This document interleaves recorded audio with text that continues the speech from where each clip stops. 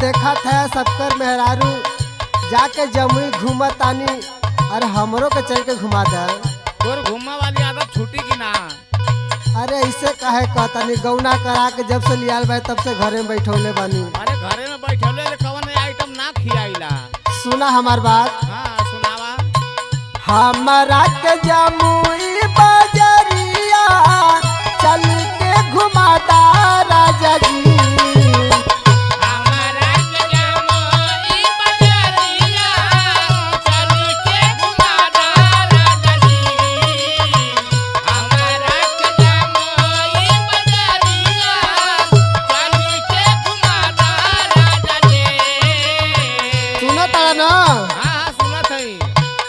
हमारा के जमुई बजरिया चल के घुमाता राजा जी।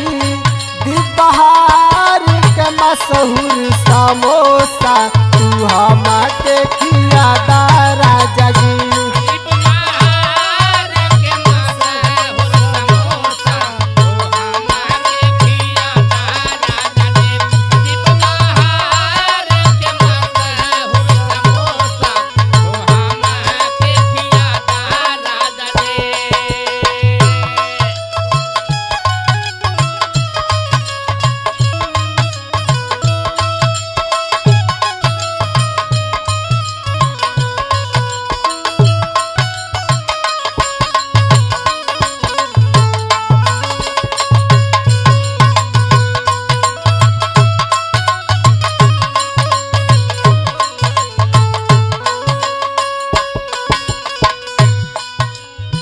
का कहतानी हो। हाँ सुनावा। जब से लियाल बा तब से खो साड़ी न कुछो दिए हुआ, खाली घरे में बैठौले बाड़ा। टाइम आए तो घुमा दे भाई, इतना मन छोट मत करा। सुना हम का कहतानी। हाँ बोला। चल के बनारस से साड़ी किनैहा, मिर्जापुर बजरिया में गोटा लगवैहा।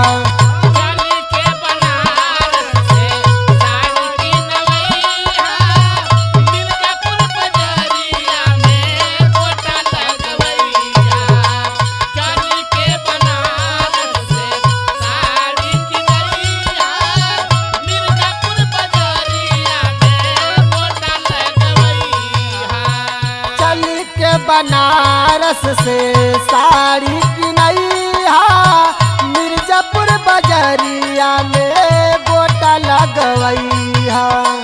कैलहट बजरिया में चूड़िया चल के पहनाता राजा जी।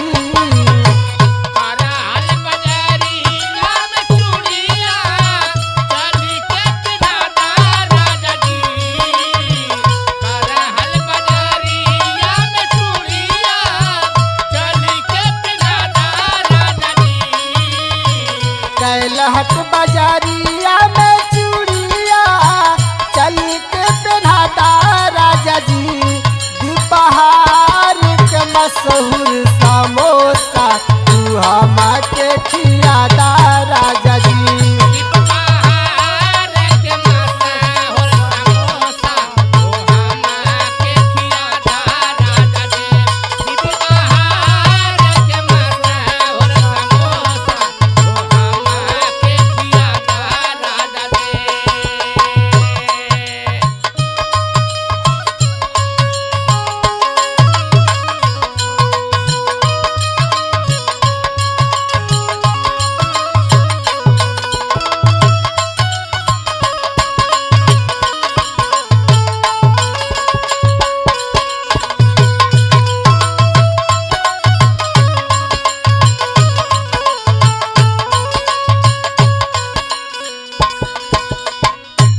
सुना बम्बई से आ गल है तो आज हमें जवन कहतानी तवन सब करे कोई तो के। चल भाई ठीक है। और सुना हम का कहतानी। हाँ सुनावा। अब्दुल कलाम पिया नहीं तू भूलैहा, चुनर के किला हमके घूमैहा।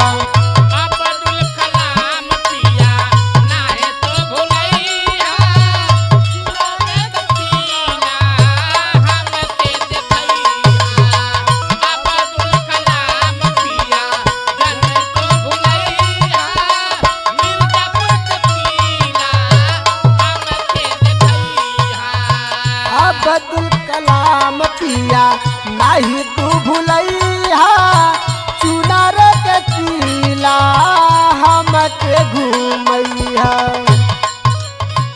दरेगा के मेलावा हमारा के चल के दिखाता राजा जी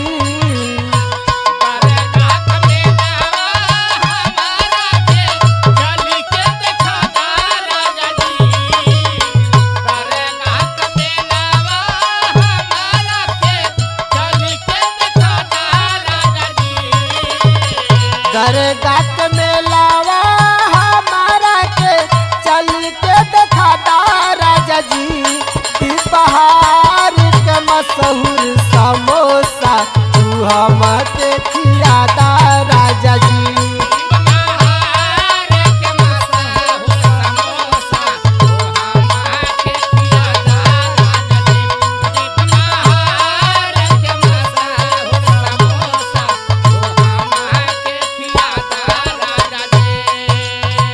हमारा के जमुई बजरिया चल के घुमाता राजा जी हमारा के जमुई बजरिया चल के घुमाता राजा जी हमारा के जमुई बजरिया चल के घुमाता राजा जी पहाड़ के मशहूर समोसा तू हमके खिलाता राजा जी